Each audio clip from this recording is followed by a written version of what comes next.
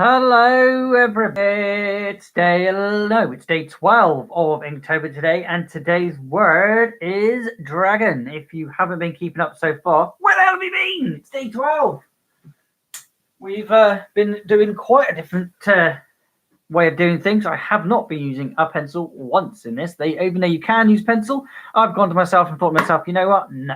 It's Inktober. Let's only use ink pens. I've only begun using this ink pen. This is my favorite ink pen, and I keep buying the same pen over and over again. It is the 7.0. Yeah, definitely worth getting that one. And yeah, if you're new to the channel, guys, my name's Blut084, BLUT084, art and games. And every day this month, we are going to be doing Inktober. We have already done 11 days, and let's quickly show you what days I've done. We've done day 1, which was Ring. I'm going to quickly go through these because there's loads now. Day 2 was Mindless. If you want to see any of these guys, check out the video. They are all available. Day 3 for Baked. And day 3 for Baked. Day 4 for Freeze. See do you get that reference? If you do, definitely let me know in the comment section.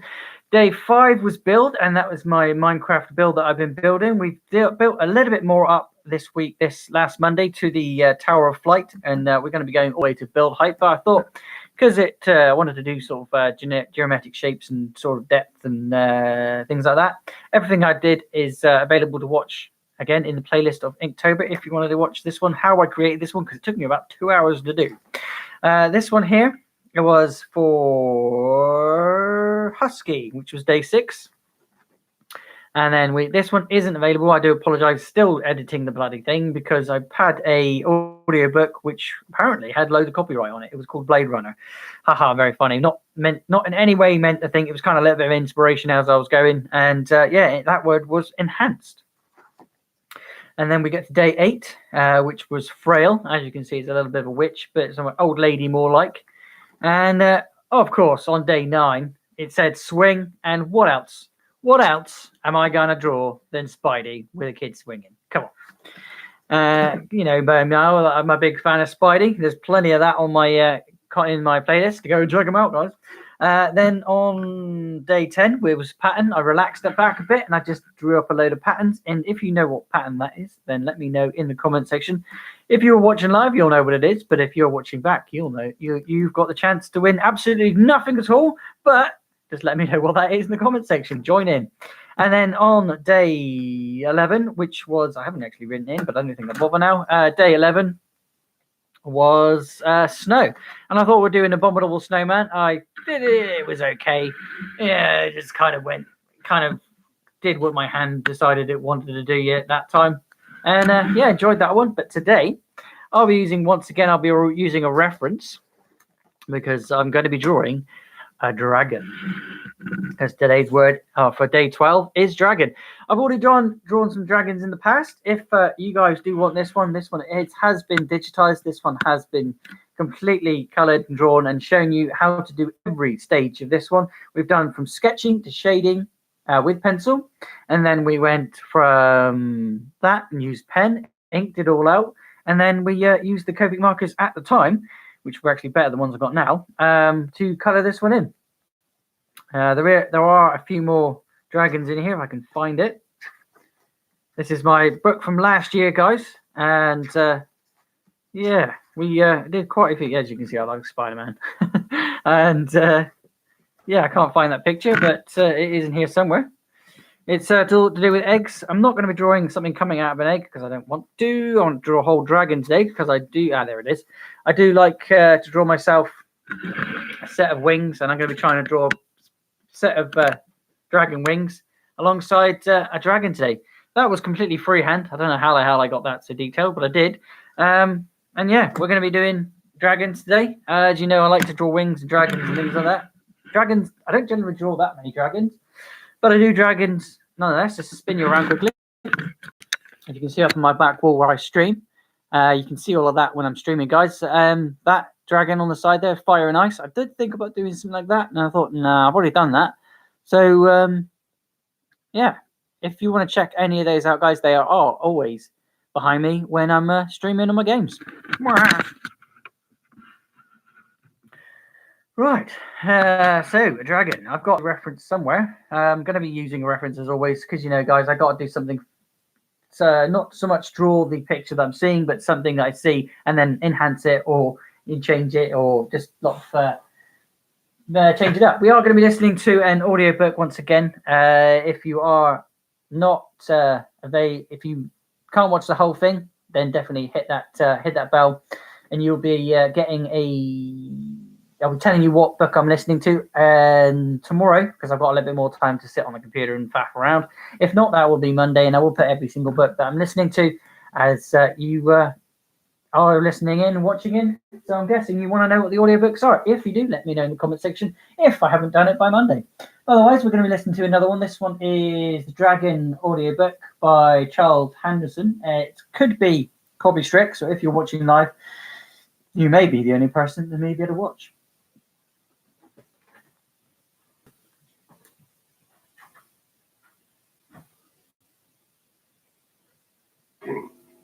His hair was so light it was almost... Give me a second.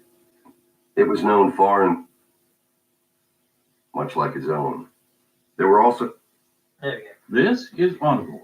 Audible Studios presents Royal Dragon. Royal Dragon. By So that's what we're going to be listening today. So if you do enjoy it, guys, and Sebastian York. definitely keep listening as I doodle away. Again, I'm using this Chapter one, 1. and I'll add more other pens. They were damned either way. Whether the lesser kings accepted the proposal or not, damned. The word rolled around in his mind. It made his gut churn and left a bad taste. Oh, don't go. Looked at each of the four males, Don't do from that. one to the next. It's already all of running them out. were I've powerful got to charge the specimens. tablet this morning so you can Pure listen to it. royal Might have to blood change ran around through how I their listen to veins. stuff today. Their golden chest markings were testament to them, as was his own. He felt such pride at being a royal prince, at being a fire dragon. We'll have a go Granted, drawing the that. Earth King had dark hair and even darker eyes, like polished onyxes, much like his own. There were also flecks of black within his chest marking, to show that he was an earth dragon.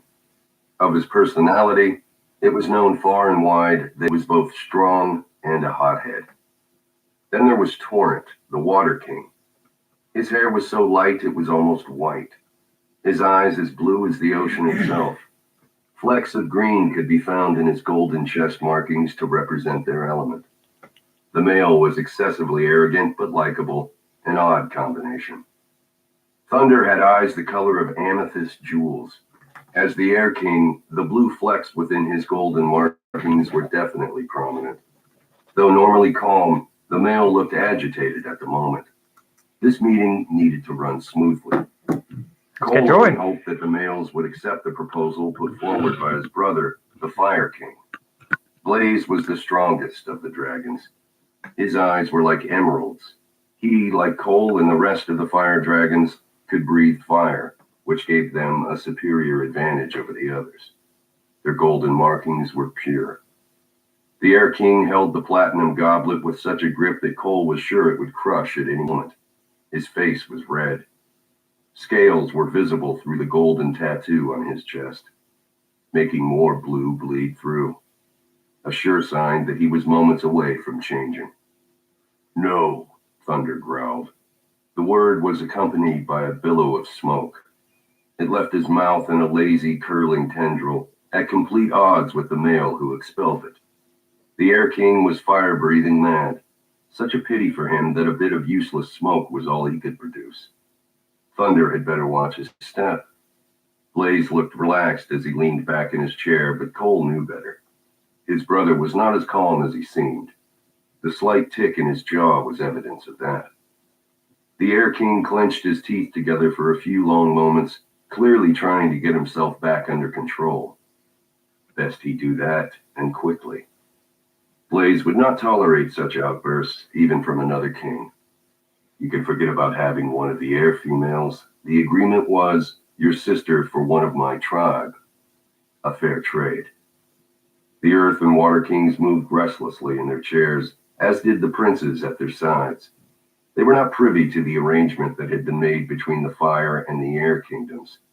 Had the agreement worked out, it would have put both Fire and Air at the top of the food chain with their own tribe, Fire, as the solid leaders over the four kingdoms. As it stood, though, they were still at the head of the game despite the deal falling apart at the last minute. Blaze twisted the ring on his finger. I will agree to the three of you taking human mates on the condition that I get to have one of the fertile dragon females. His green eyes blazed. He dropped his hands back at his sides. There was not a single sign of tension in his body. Not true. There it was again, that tick. Only you had to know where to look, and if you blinked, you might miss it. Thunder laughed. There was no humor to the sound. You are an arrogant bastard. The male turned serious in an instant. We are going to take humans whether you like it or not. Do that and I will destroy you. Blaze's voice was even. That goes for all of you. He let his gaze go from one king to the next before returning to Thunder. The other two kings didn't say a word, although Cole wasn't sure if it was because they knew their places. Something was brewing, and it was clear that these three had discussed this amongst themselves at length. Thunder leaned forward in his chair. You are going to single-handedly destroy our species.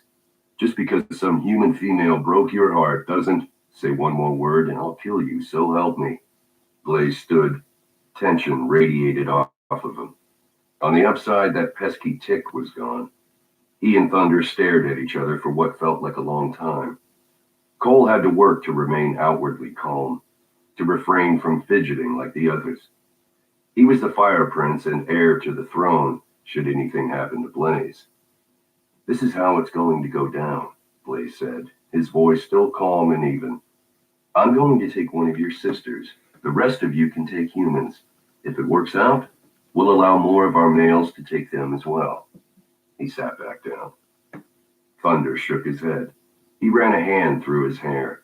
His blue eyes were bright and filled with a multitude of emotions, including anger, frustration, and longing.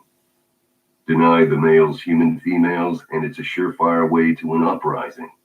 Do you want to be overthrown by your own dragons? Granite's deep voice reverberated around the large room. It wouldn't happen. One example, and the coup attempt would be at an end. Blaze narrowed his eyes. We need to make it clear that their turn will come. Patience. Their patience is waning. Granite's brother, the Earth Prince, piped up. Our males get 2 opportunities per year to be with a female. They are driven to mate and to reproduce. The testosterone in the air is nauseating. I haven't been with a female for months, so I can relate. His neck muscles bulged. He was a second prince, as was the case with the Water Prince. It was puzzling that he was here. It was protocol for the first princes to be present at such occasions. I thought I could sense something odd. The Earth King choked out a laugh, and some of the tension in the room eased. Even Blaze managed a half smile. It's enough to drive even the most level-headed male completely insane. Granite took a sip of wine from his goblet. They will not wait. What do you propose? Blaze cocked his head and raised his brows. We need to stick with tradition. All of our males need to be afforded the same opportunity despite their standing within the tribe, the Earth King said. The hunt, Cole muttered. Blaze nodded. He looked like he was deep in thought. Cole couldn't believe that his brother was actually considering this. Human mates. It was absurd. Humans were far lesser beings, so far below the dragon shifter species. They were small and weak. Cole had never once contemplated going on a stag run. Why? When there were 2 perfectly good females in their tribe and several more scattered across the kingdoms. He was lucky to have been born a prince. Human females for the lessers, maybe, but for the royals, it was a travesty. Lately, he and Scarlet had been spending more and more time together. The female had hinted about wanting to become his mate. They were discussing the possibility. The only downside was that she was infertile. The female had never gone into heat and probably never would. Granite was right when he said that they had a built-in need to reproduce. Cole wasn't immune to this drive, but neither did he want a human. Scarlet would make a good mate. She would keep his bed warm, his hearth lit. He enjoyed rutting her and making conversation. She was adequately attractive. No sparks flew when they were together, but that wasn't important. What more did a male need? His mind immediately moved to thoughts of emotions. His sister had often spoken of love, of long, lingering looks, of one's heart beating faster when in the presence of another, of lust so all-consuming that it was impossible to keep one's hands to oneself. She spoke of wanting to know everything about another person. What nonsense. He didn't believe that love truly existed. He certainly didn't need it. No. Once they got out of this meeting, he would discuss mating Scarlet with Blaze. Surely his brother wouldn't refuse him. It wasn't like he planned on taking her for himself. As the Fire King, Blaze was destined for a fertile female. There was no other way. Yes, Granite paused for a beat. The hunt. Tradition and laws cannot be refuted. Blaze laughed. He shook his head. You speak of taking humans, which is completely against our laws to begin with. Diluting the blood of our species is wrong. Diluting our royal blood is a sacrilege. It cannot be helped, Thunder boomed. Offer another alternative if you have one. We have no choice. He looked down at his lap, refusing to meet Blaze's gaze for a few beats. I agree. The Water King leaned forward. We need to follow this path. Our warriors deserve mates, as do the rest of us. Agreed, Granite added. We are becoming desperate. He gave a humorless chuckle. Sweat dripped from his brow. There was a nervous tension in the air. Taking human mates is the only solution. We cannot take too many at once, though. A handful of females. Males who take part in the hunt can win themselves a female. The usual rules will apply, including the no fire rule. Thunder looked pointedly at Cole before turning his gaze back on Blaze. Equal opportunity for all. The fire dragons were the only dragons capable of producing fire. The idiot actually thought that he, Prince of Fire, would lower himself and take part in such a hunt for a human? Hardly a prize. It was absurd. Where will we find these females? Blaze asked. The vampires advertised in the local newspapers and females came flocking in droves. We, however, do not possess such luxuries. We need to remain hidden. Humans are not permitted to find out about our existence. We were all but wiped out by the humans 2 centuries ago, and our numbers were strong back then. Humans have always feared us, and rightly so. He looked thoughtful for a moment. We may be much stronger, but they outnumber us by at least 100,000 to 1. In today's age, they have weapons of far greater power. We would be doomed. Back to my original question. Where will we find these females? Granite smiled. We'll simply take them. No, Blaze shook his head. We're not animals. We're not in the business of kidnapping females. Granite is right, Thunder said. We have no other option but to take some of these human females. I've had scouts on the lookout for the right ones. Young, strong, fertile, and... No!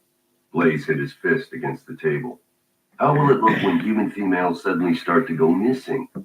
Aside from the implications, it wouldn't be right. We are an honor-bound species. We don't steal females. What if the females were in need of rescuing? What if they were lonely, hungry, destitute? We can save the females, offer them a better life, and in the process, we can save ourselves as well. It's walking a fine line. Just because someone is desperate and lonely may not mean that they want to become the mate of a dragon shifter. I don't like it. The Water King shifted in his chair. It's not ideal, Torrent conceded. Though dragon shifters have everything a female could want. We offer them good lives. Females beg me to take them with me when I return from a stag run. It is the same every time without fail. Granite shrugged. Maybe we should forget about the hunt and bring females back with us who express an interest in becoming a shifter mate. He raised his brows.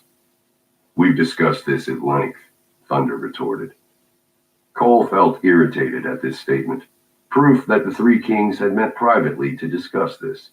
Why the need for all the secrecy? The Air King narrowed his eyes. It would not work. Males would fight over females. How would we decide who is eligible to take a human mate? It would be difficult to regulate. A good number of human females would go missing, and this would draw attention. What if a female was deceptive and left a mate and children behind? It could be disastrous. Your two last points are probably the biggest concerns. Blaze looked thoughtful for a second. It's a worry regardless of how we proceed. Not if we only take females who are destitute, Thunder said. My tribe has already earmarked numerous females. None of them have family or even many friends. They would be perfect candidates. Perfect candidates to abduct? Blaze sounded exasperated.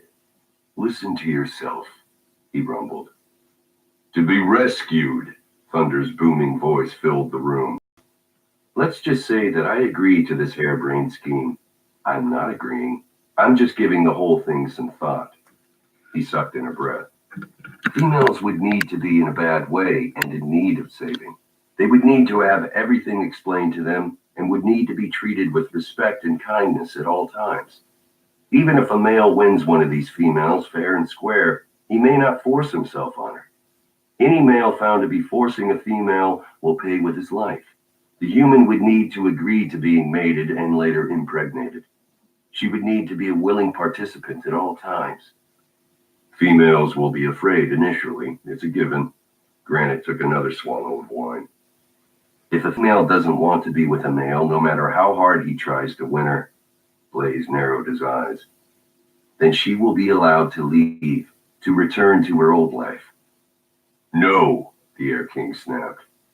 She would be able to reveal our existence. Let's hope that our males are capable of winning the hearts of these females, Blaze smiled. To be honest, though, I don't like the idea in general, whether they can make them fall for them or not. The bloodlines have to be considered. I'm not ready to commit to a yes to such a widespread mating of human females. It's not their hearts that we're interested in. Thunder smiled even wider. Females are emotional. Humans are so much worse. That's why I'm infinitely glad I'm not taking a human mate. Thunder, he looked the male head on. Bring your sisters when you return tomorrow. I would like to meet with them. I hope that one of them will agree to become my mate. Thunder's face clouded. He looked both angry and nervous. By the sheen of sweat on his brow and his suddenly pale complexion, Cole would definitely say that he was nervous. I was very angry when I found out about your sister's pregnancy. As was I. Blaze didn't take his eyes off the male for a second. Their sister, Ruby, had been promised to the Air King. The deal was that Thunder would take Ruby, and in return, Blaze could choose a fertile air princess to mate with. Unfortunately, Ruby had other plans and had become pregnant with a vampire male's child. They were mated and happy, but things were clearly still heated between the Fire and Air Kingdoms. Thunder had not been happy about the news. The male in question leaned forward. I may have made some rash decisions, but you can't blame me. Thunder's eyes were wide and he spoke too quickly. Oh no. Cole could sense that whatever Thunder was about to say was not going to be good. Blaze nodded, urging the other king to continue. I gave my sisters to the earth and the water princes. No wonder the second princes were in attendance. No damned wonder. Cole clenched his hands into fists. Blaze slowly stood up. The tick was back and with a vengeance. Blaze banged his hands on the table. You did what? His voice was low and deep. If what Thunder was saying was true, then there were no more available fertile dragon females left in all 4 kingdoms. The fire dragons were at risk, huge risk. Thunder sucked in a deep breath. I did what I felt was right. There will be humans and they... Blaze threw his head back and roared. At once the room was engulfed in scorching flames. Chairs crashed and furniture smashed. By the time Blaze was finished, they all had first-degree burns. Thunder was missing limbs and only barely alive. The laundry room was cramped. Clean linen lined the shelved walls. The low hum of washing machines and dryers could be heard in the background. Room 211 is demanding a clean. Her supervisor looked at her watch. You've got 20 minutes to get over there and get it done. Julie had to refrain from rolling her eyes. She pursed her lips together, holding back a choice response. I was just there. He had a D&D sign up. She finally pushed out. What? That's why I called and asked to be given another room to clean. As a temp, she only got paid for the rooms she cleaned and then only after one of the managers checked them once they had been returned to the system. If there were any errors in any of the suites, a percentage was deducted from her pay. Julie needed to clean a minimum of 16 rooms per shift. That gave her an average of 25 I have minutes. no a idea room. what's happened to the She audiobook. couldn't afford any errors. Literally. Callie huffed out a breath, looking irritated. Well, he's changed his mind. She raised her brows. Now, do you want to keep arguing, or should I give this unit to one of the ladies on the next shift? Callie was the best of the bunch. Most of the supervisors treated the temps like slave labor. They got the worst rooms. They had to work like dogs to earn something of an income. It wasn't fun, and it certainly wasn't fair, but Julie had never had it any other way. This was her life. I'm on it. She pushed the brake on her trolley and made her way back up the hall. Oh, and Julie? What's going on with this? Callie called after her. She turned. Yeah? No sweat. Julie gave a reassuring nod of the head. Okay, then. I think they've skipped Callie forward nodded because it's back. an Audible book, guys. Julie We'll continued keep down listening the to hall. it for a while, see if it goes Callie back was to a single dragons. mom. She wasn't really allowed to leave until everyone had checked out, but her life Because was they were just one talking big about juggling females, act. so maybe now Rules sometimes had to be broken. Julie understood that more than most. that's what's going on There now. was a bit of a haul to the staff elevator. It's on the same one, Julie so I don't know walked what's as going on. fast as the outdated housekeeping trolley would allow. It had one squeaky wheel, and if she wasn't careful, the door would open and the amenity drawers would fall out. Every minute she had to work overtime to get this room done would be for free. The hotel only paid for time spent on rooms cleaned within the allotted shift, and then only if they were... By the end of this month, she'd be up to date with her rent, and then she could start saving. Julie had moved plenty as a kid. They were all small towns, just like Walton Springs. There had to be more. There was a whole world out there to explore. Big cities, beautiful views, breathtaking sunsets, so much adventure just waiting. She was done with small time, done with small towns. She'd never flown in an airplane, much less been to another country. Once she saved up enough, though, she was leaving. Suddenly, the trolley didn't feel as heavy or the lift so slow. One day soon, she just needed to get out of this hole and ahead enough to be able to save. It was going to happen. Julie gave a double knock on the door. Room 211. Housekeeping, she announced. There was no answer, so she tried again. Maybe the guest had gone out. She cracked the door open. Housekeeping, she said again before entering with her spray bottle and cloth in hand. The cumbersome trolley stayed in the hallway. It would be a simple matter of returning to it for new supplies such as bedding and amenities when needed. Oh, God! Thick build and salt and pepper hair. He was also as naked as the day he was born. Her cheeks heated. Floor, please open up and swallow me whole. Why call for housekeeping if you plan on changing just then? Also, when someone announces themselves at the door, respond and ask them to wait. Don't be silly, the guy said. Ignore me, do your thing, I'll be dressed in a moment. We're both adults. Damn. Was he a weirdo? He must be. Then again, he had a body. Well-muscled. She opened her eyes and he was searching in the closet. His ass was not bad. Oh my god. Not looking. She snapped her head in the opposite direction. This was weird.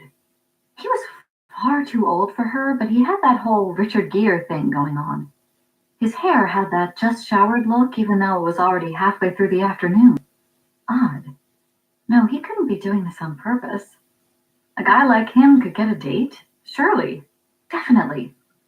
She relaxed just a smidgen. He was obviously just comfortable in his own skin. She was tempted to leave and wait outside. Every minute she stood out there would be money lost, though.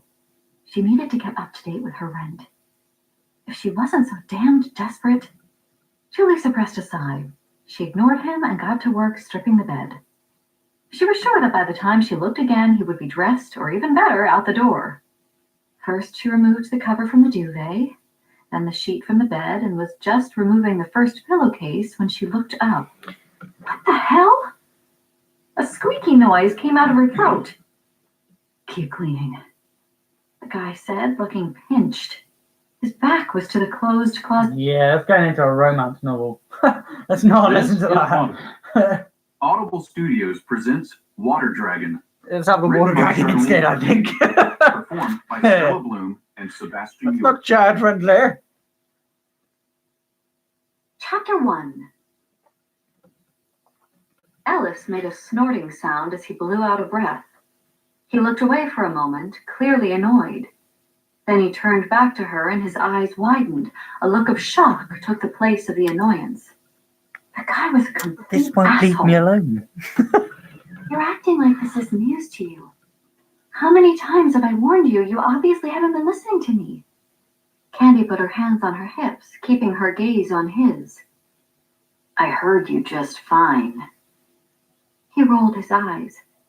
Should go to the Red Dragon instead, shall we? Red Dragon by Thomas Harris, read by Alan Sklar.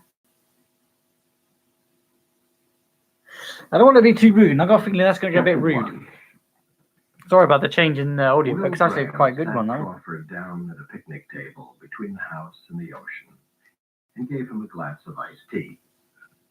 Jack Crawford looked at the pleasant old house, salt-silvered wood in the clear light. I should have caught you in Marathon when you got off work, he said. You don't want to talk about it here. I don't want to talk about it anywhere, Jack. You've got to talk about it, so let's have it. Just don't get out any pictures. If you brought pictures, leave them in the briefcase. Molly and Willie will be back soon. How much do you know? What was in the Miami Herald and the Times, Graham said. 2 families killed in their houses a month apart, Birmingham and Atlanta. Oh, shit. Red Dragon's someone else, isn't it? Not similar. Red Dragon's someone Same. definitely don't want kids listening How do to. you Right, think? let's try that one instead then. The White Dragon. The White Dragon Thank by you. Anne McCaffrey. Right. This book is Red Dragon irreverent, is, dedicated to my brothers yeah, I Hugh can't even and say what it Kevin, is. Just for keep sibling listening. rivalries If I can try and and the listen to mature find it. affections and loyalties that develop from early brawling. Well, hopefully you like the dragon today, guys. Because At Ruafa exactly, I'm really Ford, enjoying past doing this. 12th turn. If he isn't clean enough now, Jackson told Natan as he gave Ruth's neck ridge a final swipe with the oiled cloth, I don't know what clean is. He wiped his sweaty forehead on his tunic sleeve. What do you think, Natan? He asked politely, suddenly aware that he had spoken without due regard for his companion's rank as rear leader of Fort. Natan grinned and gestured toward the grassy bank of the lake. They squelched through the mud created by rinsing soap sand from the little dragon and, as one, turned for a full view of Ruth gleaming wetly in the morning sun. I've never seen him cleaner, Natan remarked after due consideration, adding hastily. Not to imply that you haven't always kept him immaculate, Jackson. However, if you don't ask him to move out of that mud, he won't stay clean long. Jackson passed on the request hastily. And keep your tail up, Ruth, till you are on the grass. From the corner of his eye, Jackson noticed that Doris and his cronies were creeping away, just in case Natan had any further hard work for them. Jackson had somehow managed to keep the smugness he felt under control all during Ruth's bath.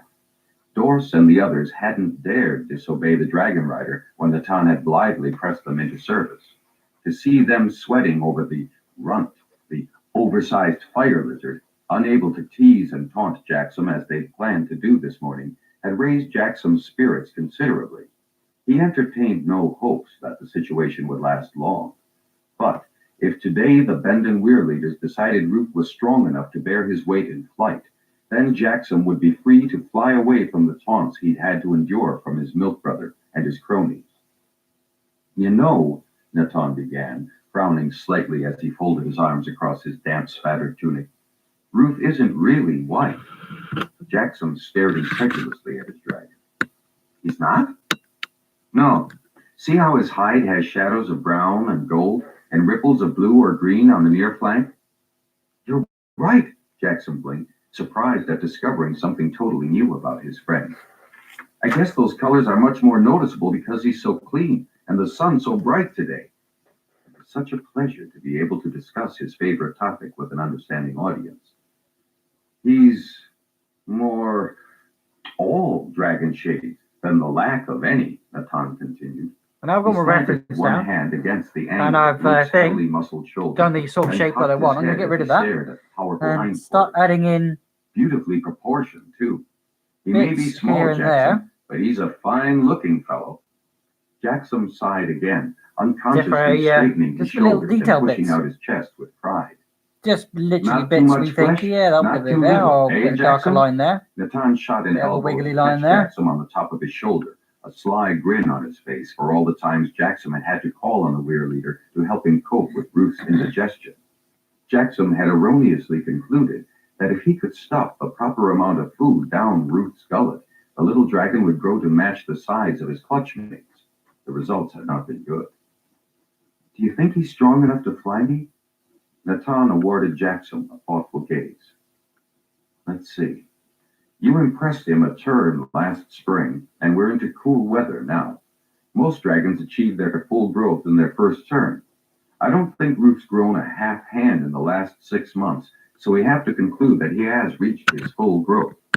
Hey now, Natan reacted to Jackson's sad sigh. He's bigger than any runner beast by half a head, isn't he? They can be ridden for hours without tiring, right? And you're not exactly a heavyweight like Dorst there. Flying's a different sort of effort, isn't it? True, but Ruth's wings are proportionately large enough to his body to support him in flight. So he is a proper dragon, isn't he? Natan stared at Jackson. Then he put both hands on the boy's shoulders. Yes, Jackson, Ruth is a proper dragon, for all he's half the size of his fellows. And he'll prove it today when he flies you. So let's get you and him back to the hold. You have to get yourself fancied up to match his beauty. Come on, Ruth. I would rather sit here in the sun, Ruth replied, moving to Jackson's left, his stride graceful as he kept pace with his friend and with the fourth weir leader. There's sun in our court, Ruth, Jackson assured him, resting a light hand on Ruth's head now, aware of the happy blue tone of Ruth's lightly whirling, jewel-faceted eyes. As they walked on in silence, Jackson raised his eyes to the imposing cliff face which was Ruatha Hold, the second oldest human habitation on Pern. It would be his to hold when he came of age, or when his guardian, Lord Blytall, former weaver journeyman, former dragon rider, decided that he was wise enough. That is, if the other Lord Holders finally overcame their objections to his inadvertent impression of the half-sized dragon, Ruth. Jackson sighed, resigned to the fact that he would never be allowed to forget that moment. Not that he wanted to, but impressing Ruth had caused all kinds of problems for the Bendon weir leaders, Valar and Lessa, for the Lord Holders, and for himself, since he was not allowed to be a real dragon rider and live in a weir. He had to remain Lord Holder of Ruatha, or every younger holdless son of every major lord would fight to the death to fill that vacancy. The worst problem he had caused was to the man he desperately wanted most to please, his guardian, Lord Lighthall. Had Jackson only paused a moment to think before he jumped onto the hot sands of Bendon's hatching ground to help break the tough shell for the little white dragon, he'd have realized what anguish he would bring to Lord Lighthall by a constant reminder of what the man had lost at the death of his brown, Larf. Never mind if Larf had died turns before Jackson's birth at Ruatha Hold. That tragedy was vividly, cruelly fresh in Lighthall's mind, or so everyone told Jackson repeatedly. If this was so, Jackson often wondered, why then hadn't Lighthall protested when the weir leaders and lord holders agreed that Jackson must try to raise the little dragon at Ruatha? Holy shit. I've done that in Looking up to 39 the minutes. fire heights, Jackson noticed that Natan Never drawn something this detailed that quickly before. I think I'm enjoying it. I think I'm enjoying today. What do you think? He wondered what the two dragons were talking about. His group, the trial of the day. I know. Spider lizards, tiny cousins to the big dragons, executing lazy spirals above the two Letting my dragons. hand do what it wants to do Men were today. driving wherries and runner beasts Trying to from force the it main to draw stables anything. out to the pastures north of the hold. Smoke issued Didn't from know the I was line gonna- of smaller Didn't know I was going to do potholes this that so well bordered the today. ramp into the Blow me great on court trumpet here. and along the edge of But, the main road east. To the left of the ramp, Yeah. new cots were being I'm right, built, this is since the awesome. inner recesses I like of this. Ruatha Hold were considered unsafe. How many fosterlings Perhaps a bit does fucked, Lighthall but I have mean, at whoops, I mean, Ruatha that Hold, fucks it. Jackson? Not very good Tom foot suddenly there. asked. Fosterlings? None, sir, Jackson frowned. Surely Natan knew that. Okay, Why I kind of not? don't want to You've stop. got to get but I to need know the really. others of your rank. Oh, I accompany Lord Lighthall quite often to the other holds. I wasn't thinking of socializing so much as having companions here of your own age. There's my milk brother, Doris, and his friends from the Codhold. Yes, that's true. Something in the Weir Leader's tone made Jackson glance at him, but the man's expression told him nothing. See much of Phalesum these days? I remember that you two used to get into a lot of mischief at Bend and Weir. Jackson could not control the flush that rose to his hairline. Was it possible that Natan had somehow found out that he and Phalesum had squeezed through a hole onto Benden's hatching ground for a close look at Ramoth's eggs? He didn't think Phalesum would have told that, not to anyone. But Jackson often wondered if touching that little egg had somehow destined its occupant to be his. I don't see much of Phalesum these days. I don't have much time taking care of Ruth and all. No, of course not, Natan said. He seemed about to say more, and then changed his mind. As they walked on in silence, Jackson wondered if he'd said something wrong, but he couldn't think about it for long. Just then, Natan's fire lizard, brown Triss, whirled in for a landing on the headed shoulder of the Weir Leader, chirping excitedly. What's wrong? Asked Jackson. He's too excited to make sense, Natan replied with a laugh, and he stroked the little creature's neck, uttering a series of soothing noises until Triss, with a final chirp in Ruth's direction, folded his wings to his back. He likes me, Ruth observed. All fire lizards like you, Jackson replied. Yes, I've noticed that too, and not just today when they were helping us wash him, Natan said. Why do they? Jackson had always wanted to ask Natan that, but he had never had the courage. He didn't like to take up the Weir Leader's valuable time with silly questions, but today it didn't seem like such a silly question. Natan turned his head to his fire lizard, and in a moment, Triss gave a quick chirp and then busily cleaned his forepaw. Natan chuckled. He likes Ruth. That's all the answer I get from him. I'd hazard the notion that it's because Ruth is nearer their size. They can see him without having to back up several dragon lengths to do so. I suppose so. Jackson still had reservation. Well, whatever it is, fire lizards come from all over to visit him. They tell him the most outrageous stories, but that makes him happy, especially when I can't be right there with him. They had reached the roadway and were heading for the ramp into the great court. Don't be long dressing, will you, Jackson? Lessa and Falar ought to arrive soon, Natan said, as he kept going straight on through the great gates toward the massive metal hold door. Finder will be in his quarters at this hour? He should be. Then, as Jackson and Ruth turned toward the kitchen and the old stables, the youth began to worry about the trials set for today. Natan surely would not have raised his hopes about getting permission to fly Ruth if he wasn't pretty sure the Bend and Weir leaders would be agreeable. To fly Ruth would be so marvelous. Besides, it would prove once and for all that Ruth was a real dragon, and not just an overgrown fire lizard as Doris so often teased it. And, too, he'd finally be able to get away from Doris. Today was the first time in turns he hadn't had to endure Doris's teasing as he washed Ruth. Not that the boy was just jealous of Jackson's having Ruth. Doris had always taunted Jackson, ever since he could remember. Before Ruth had come, Jackson had managed to make himself scarce in the dark recesses of Ruatha's many levels. Doris didn't like the dark, stuffy corridors and stayed away. But with Ruth's arrival, Jackson no longer was able to disappear and avoid Doris's attentions. He often wished that he didn't owe Doris so much. But he was Lord of Ruatha, and Doris was his milk brother, so he owed him his life. For if Delan hadn't given birth to Doris 2 days before Jackson's unexpected arrival, Jackson would have died in his first hours. Therefore, Jackson had been taught by Lighthall and the Hold Harper he must share everything with his milk brother. As far as Jackson could see, Doris benefited far more than he did. The boy, a full hand taller than Jackson and heavier set, certainly hadn't suffered for sharing his mother's milk, and Doris made sure he got the best part of anything else Jackson had. Jackson waved cheerily to the cooks, busy preparing a fine midday meal to celebrate, he fervently hoped, the occasion of his first flight en route. He and the white dragon continued past the gates to the old stables, which had been refitted as their quarters. Small though Ruth had been when he first arrived at Ruatha a turn and a half ago, it had been obvious that he would quickly grow too large to enter the traditional apartment of the Lord Holder within the hold proper.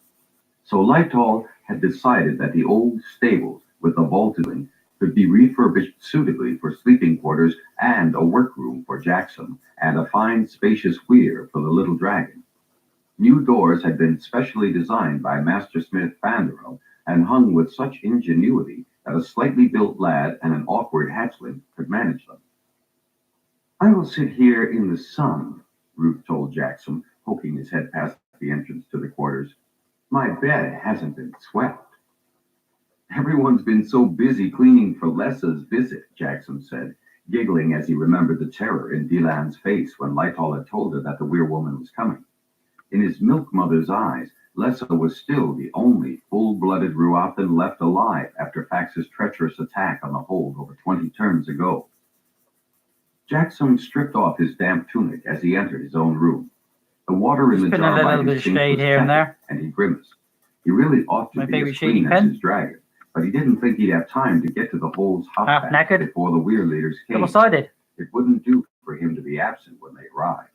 He washed with soap sand and the tepid water. "They come," Ruth announced the words in Jackson's mind just before pen ever gets, like- Wilk and Leot Hang on. heralded the visitors with Pen ever gets appropriate like Jackson rushed that, to the guys. window and peered out, catching a glimpse it's a bit of knackered blue at the end. wings It's as still the good, newcomers but it's settled good for into the shading great and courtyard. pretty much that's it. He didn't wait long enough to see the Benden dragons remove themselves As to you can the see, fire, have you been seeing all accompanied through by excited Inktober? players of fire. Using that pen, Drying and himself I've been using hurriedly, that pen. he wriggled out of his wet We trousers. are now It didn't take him long to don his at the end of today's drawing. I'm finished. We've done, it's 47 minutes. We've done all that in 47 minutes, guys. I sorry I didn't give you like a teaching thing today. It literally was just me drawing a dragon because I really enjoy drawing wings. I didn't know how this was going to turn out. It's completely freehand, off a reference. I'll quickly show you my reference for today's picture. That was today's reference. And that's my drawing. Let me know what you think of it. Leave a like if you have. And if you want to listen to some more good audiobooks and see some more artwork for Inktober, tune in tomorrow, Sunday, for day 12. Find out what's tomorrow's prompt, but today's prompt was obviously dragon. So thanks for watching, guys, and I will see you in the next video. I'll be playing some more games tonight. Sorry there hasn't been any games the past couple of days. I haven't been feeling very good in the evenings. And yeah, there'll be some more games tonight. Tonight's game is going to be Red Dead Redemption. So tune in later on and see you in the next one. Click the links that will appear. Bye for now.